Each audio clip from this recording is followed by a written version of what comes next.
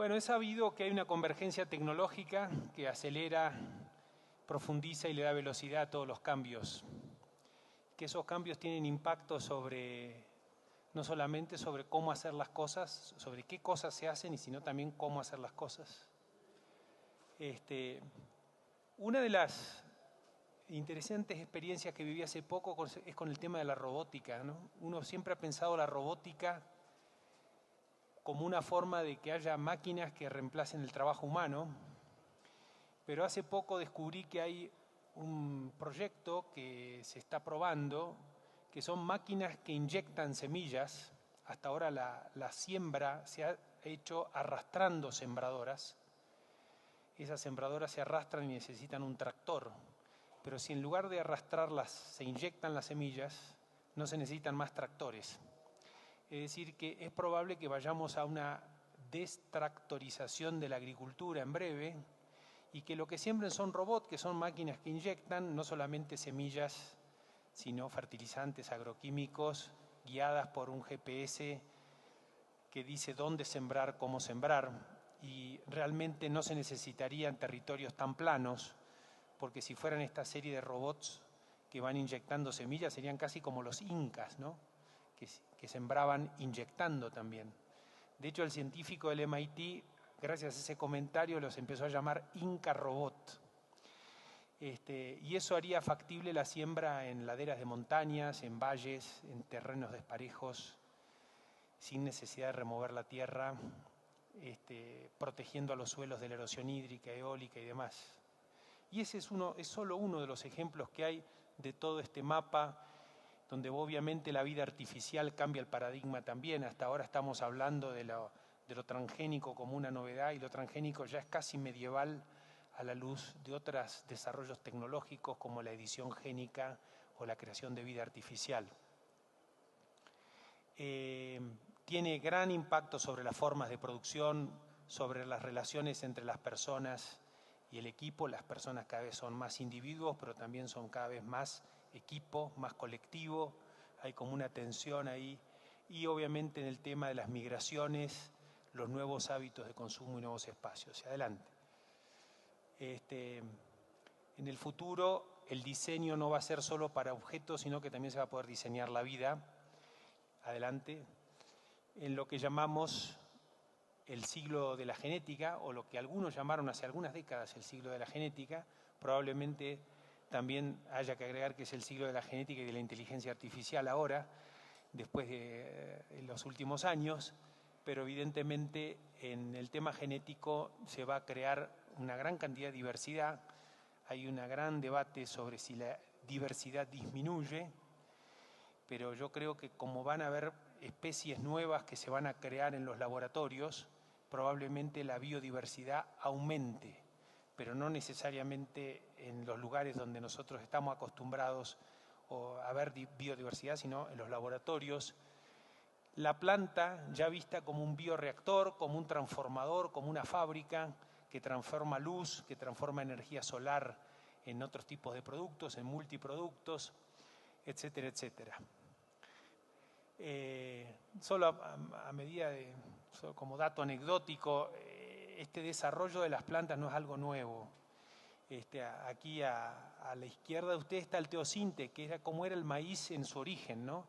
Y esa es la espiga en relación al tamaño de una moneda, y lo que es ahora gracias al desarrollo humano. O sea, esos son desarrollos que se hicieron previo a estas tecnologías que yo les estoy mencionando. Con estas tecnologías, probablemente este desarrollo que llevó varios siglos hubiesen sido, digamos, varios días, pero es una cuestión de velocidad, no de dirección de los cambios.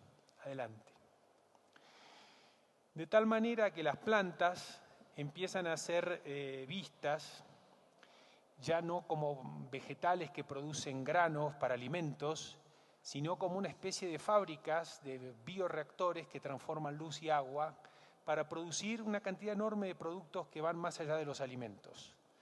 Las energías, la medicina, bioplásticos, textiles, papel, construcción, enzimas y muchas más. Es lo que algunos llaman la especie de agricultura posgranaria. Es decir, es una agricultura que está prevista para ver más allá de los tradicionales productos que producíamos en la agricultura. Hay algunos cálculos que se han hecho.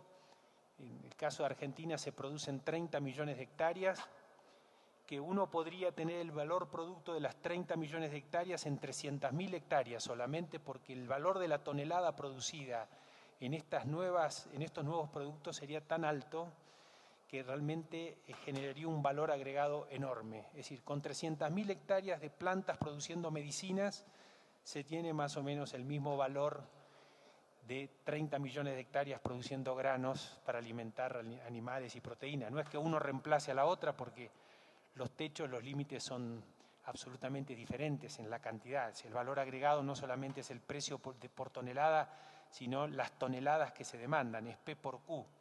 Pero sí estamos viendo que estas plantas hay que mirarlas cada vez más como fábricas, que son la base de una especie de nueva revolución industrial verde.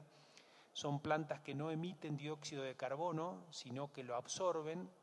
Son plantas que usan energía renovable, como es la energía solar, y no la energía eléctrica o energía fósil. Es decir, son industrias limpias, industrias sustentables, que se crean en ecosistemas donde hay agua, donde hay luz, donde hay superficie y donde hay cultura en la gente para desarrollar este tipo de cultivos. Adelante. ¿Cuáles son el paquete tecnológico que requieren estas plantas? Por lo menos que requieren hoy. Probablemente en el futuro requieran otras cosas más. La agricultura de precisión es una de las grandes innovaciones que han aparecido en los últimos años. Nosotros manejábamos la agricultura como algo homogéneo y los suelos son heterogéneos, los ambientes son heterogéneos. Yo hago una similitud con el microscopio. En la medicina, antes del microscopio, y alguien se enfermaba, le tiraban con cualquier cosa, porque no sabían de qué se trataba, si era un virus, una bacteria, un hongo. La agricultura de precisión es a la agricultura lo que el microscopio fue a la medicina. Nos permiten ver con mucha mayor precisión qué hacer, cómo hacer y dónde hacer las cosas. Adelante. La siembra directa es una extraordinaria innovación que permite sembrar sin remover la tierra y prácticamente reducir en formas enorme el riesgo de erosión hídrica y erosión eólica. La agricultura en el mundo y el desarrollo de la agricultura en el mundo trajo como consecuencia una enorme degradación de los suelos, erosión hídrica, erosión eólica. Se sabe que hay muchas civilizaciones que murieron a causa o por causa de este tipo de degradaciones. La siembra directa prácticamente reduce un mínimo esos riesgos, con lo cual uno hasta puede decir que los suelos se pueden mejorar con el uso, que es algo absolutamente nuevo. Yo soy ingeniero agrónomo y mi especialidad ha sido conservación de suelos, y nosotros trabajábamos para gestionar el deterioro. Ahora gestionamos la mejora de los suelos a partir de la siembra directa. Adelante. El otro concepto es la semilla lista para usar. La semilla se transforma en un vehículo de conocimiento. Dentro de la semilla van genes que le dan particularidades a esa semilla. Esas semillas van cubiertas por microorganismos inoculantes de última generación, moléculas químicas nuevas que potencian el crecimiento, el desarrollo de esas semillas. Es decir, que es como una especie de cajita feliz donde va todo junto y fluyen a través de la semilla una cantidad enorme de conocimientos que generan otro tipo de productividad y salud en las plantas. Adelante. Hay toda una nueva generación. Está medio insensible mi pasante de diapositiva. No te duermas. Ahí está. Una nueva generación de agroquímicos vinculadas con productos biológicos que van a ir permanentemente reemplazando a los productos químicos tradicionales, pero con amplios espectros o otras particularidades diferentes. Adelante. Y hay una serie de tecnologías de base que confluyen para que estas 4 grandes tecnologías que marco puedan, se nutren de estas tecnologías de base. La agricultura de precisión, seguramente de la electrónica, la robótica, obviamente de la información satelital, la siembra directa de la electrónica, la metalmecánica, la semilla de la biotecnología, de la microbiología, la química, la nanotecnología. En fin, hay toda una convergencia tecnológica, como mencioné al principio, muy importante que da como origen a este sistema. Y abajo agregué, pues estas plataformas tecnológicas también fluyen sobre otras plataformas tecnológicas vinculadas con la inteligencia artificial, el machine learning, el Internet of Things, es decir, todas nuevas tecnologías digitales que le dan una dinámica, una velocidad y una profundidad enorme a este sistema. Bien, adelante.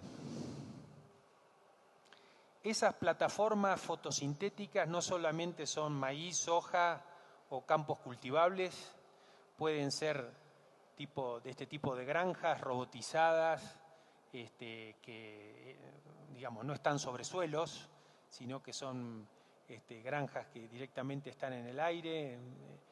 Adelante.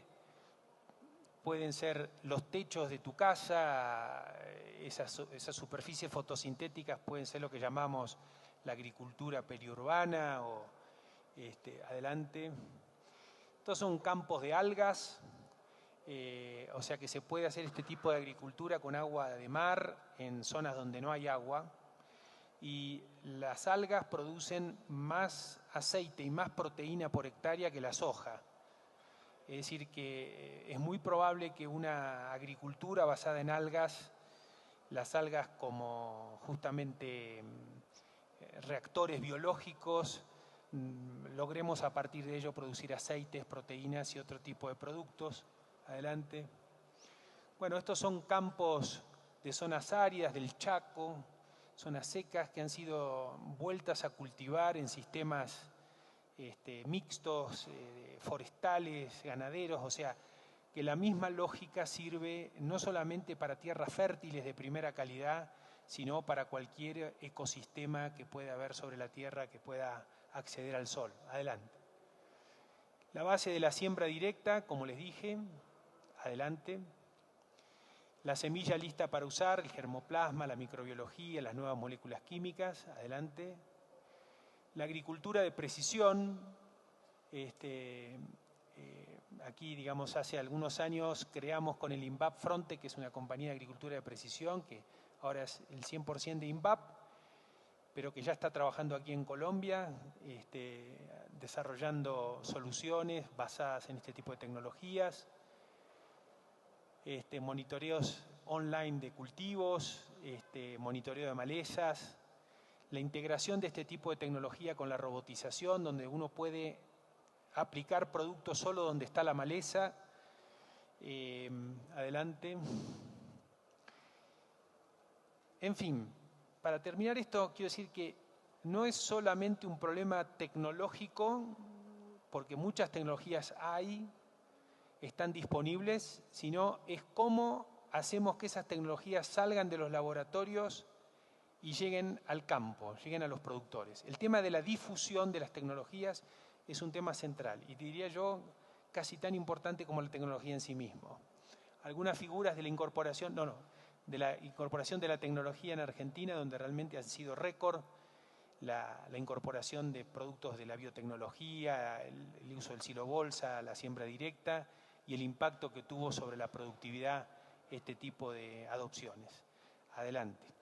Entonces, nosotros pensamos que para que haya adopción de esas tecnologías, tiene que haber una mirada sistémica sobre cómo abordar el tema de la tecnología, que incluye algunos factores condicionantes, como son las tendencias globales, en este caso la convergencia tecnológica, los sistemas políticos, la planeación territorial, la cultura, y dentro de eso, cómo juegan el desarrollo de cadenas de valor, las organizaciones, el liderazgo, la infraestructura y la ciudadanía. O sea, uno puede tener buenísimas tecnologías, pero si no tiene rutas para entrar y sacar los granos, no fluye el conocimiento, no fluye la tecnología.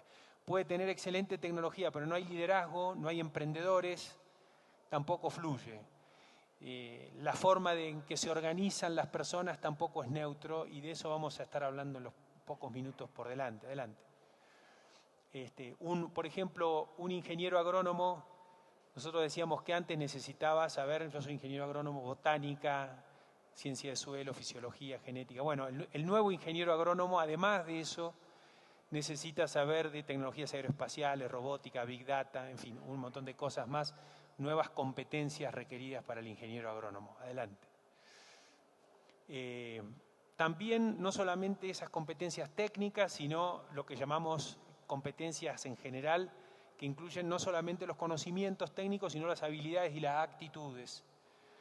Básicamente hay algunas cuestiones que tienen que ver con la gestión cultural, es decir, cómo nos comunicamos y cómo construimos juntos con gente de otras edades. Yo soy del siglo pasado y trabajo con jóvenes, y créanme que me cuesta más entender con esos jóvenes que con alguna persona de mi edad rusa o de la otra parte del mundo, porque las diferencias culturales son muy grandes. Adelante. También la creación de ecosistemas emprendedores, con los procesos que tienen que ver con la creación, los incentivos, el crecimiento, la internacionalización. ¿Qué pasa cuando a alguien le va mal? ¿Cuál es el tratamiento del fracaso de los emprendedores? Y todo eso debería estar de alguna manera ordenado, de tal manera de que el fracaso quede como capital y que no se pierda. El fracaso es una forma muy interesante de aprender. Adelante. Bueno, las cuestiones que promueven ese ecosistema emprendedor, o sea, lo que quiero decir es con esto, que ser innovador no es solamente aplicar tecnología, sino que innovar en las instituciones, en las reglas, en las leyes, en la forma que funciona la sociedad. Adelante. Pasamos a ver entonces, adelante, los temas vinculados con las organizaciones. Yo creo que hoy es mucho más importante para la competitividad no el tamaño, sino la forma en que se organizan las personas. O sea, empresas pequeñas, bien organizadas, pueden ser más competitivas que las empresas grandes, porque tienen habilidades o capacidades que las empresas grandes por ahí no tienen, y entonces hay lugar para todos. Y la sociedad no segmenta entre grandes y chicos, sino entre los que se organizan y se dan cuenta y los que no se organizan y no se dan cuenta. Adelante. Este es un modelo tradicional de organización del campo, donde un productor tiene un trozo de tierra, un pedazo de tierra, es propietario de un pedazo de tierra, y se juntan formando una cooperativa para tener acceso por escala a comprar y vender mejor. El único problema que tiene eso es que no todas las X son iguales, no todos los productores son iguales, y entonces no puede haber, no hay una especialización. Entonces, por otro lado, la propiedad de la tierra está asociada con la producción, con la gestión, y eso genera rigidez, básicamente porque los hijos de los productores no necesariamente son buenos productores. Entonces tenemos que ir a otro sistema, y ahí aprieta el dedo mi compañero, que es que hay que desestructurar ese sistema hacia un sistema nuevo de organización del campo, en donde a través de los mecanismos de arrendamiento y especialización y movilidad social se generan nuevas formas de organización que pueden ser llamadas cooperativas del siglo XXI, que no son cooperativas de iguales, sino son cooperativas de distintos especializados que trabajan en forma coordinada y sistémica. Adelante. Algunas de las innovaciones organizacionales: la tercerización permite la especialización, las cadenas de valor reduce costos de transacción, los clústeres son más permeables a las innovaciones, a las organizaciones tipo red, la incorporación de mejores prácticas para mejorar la eficiencia, la creación de nuevas instituciones que consolidan las transformaciones y el conocimiento como factor de producción. Adelante. El productor, de alguna manera, hoy requiere de una serie de proveedores de servicios alrededor de él, de tal manera de que el ecosistema productivo no tiene un límite preciso, sino que tiene un límite difuso, porque se forma ese ecosistema alrededor del productor y no hay productor que sea competitivo si ese ecosistema no es competitivo. Entonces, ¿cuál es el límite de la organización? Bueno, desde el punto de vista legal es la forma jurídica, pero desde el punto de vista dinámico es todo ese ecosistema donde se trabaja. Adelante. Nosotros hemos usado, ahí está, hemos usado ese concepto, esta es la empresa que yo presido, donde ese ecosistema funciona de esa manera, pero al mismo tiempo estamos integrados con otras industrias que proveen servicios a otras redes o otras organizaciones como las nuestras, de tal manera que se generan múltiples relaciones entre los grupos de interés. Con algunos somos competidores y somos clientes y proveedores, y ese vínculo múltiple es el que genera un ecosistema mucho más virtuoso que el tradicional. Adelante. Adelante. Quiero finalizar con algunas ideas, creo que después hay un tiempo de preguntas. El punto, y lo pongo como una innovación, porque en realidad no siempre los empresarios pensamos en el propósito o en el para qué hacemos las cosas. Es como que hacemos las cosas sin sentido. Entonces, yo creo que tenemos que perseguir un sentido ético, adelante, que yo lo vinculo con lo que decía el premio Nobel Amartya Sen, que es crear capacidades en las personas, en uno mismo, pero en las personas que pertenecen a nuestras organizaciones, que es que la gente sea libre, autónoma, empleable, emprendedor, red, solidario, saludable, y que si a veces hacemos cosas en nuestras empresas, tenemos que hacer una especie de checklist para ver si estamos cumpliendo con esas cosas. Es decir, cuando hacemos una inversión en tecnología, la gente es más libre, es más saludable, es más emprendedora. Y si alguna parte del checklist no lo podemos tildar, bueno, repensar un poco las cosas que hacemos. Adelante. Sobre la base ética, adelante, se crea un marco normativo, institucional, que es el derecho, que en realidad el derecho es la estructura sobre la cual uno busca lograr ese desarrollo ético. Adelante. La política, que permite encontrar dentro de ese marco de derecho los acuerdos, regular y promover. Adelante. Y la economía, que son dentro de las cuales están nuestras empresas, que crea, distribuye bienes y servicios útiles. Muchas veces hacemos el círculo inverso en esto. O sea, pensamos qué negocio quiero hacer o me conviene y en función de eso arreglo con los políticos, creo un marco normativo. En mi país está muy de moda eso ahora. Se crean leyes para pagando coimas y adecuamos nuestra ética a nuestros intereses. Creo que también una forma de innovar es justamente que los empresarios empecemos a ponernos de acuerdo a caminar por este sendero. Una más, y no les pongo más. Hay un pensador de Harvard que dice que la acción precede a la estrategia. Es decir, que hay que hacer. Uno puede discutir en estos foros, motivarse y demás, pero lo importante es hacer. Nuestros pueblos tienen un déficit de acción. Nos encanta pensar, nos encanta armar planes estratégicos. Inclusive Wake dice que la palabra estrategia no existe. Lo que existe es estrategiar. Porque la estrategia debe ser un acto permanente de pensar y repensar, y más aún en este siglo, momento de convergencia tecnológica donde todo cambia, estar pensando permanentemente es mucho mejor estrategiar que tener una buena estrategia. Bueno, muchas gracias.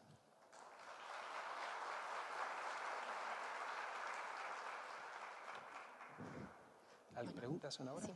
Okay. Bueno, gracias, Gustavo. No están preparadas las preguntas. No, no están preparadas. Estaba tomando nota ahí de lo que estabas contando.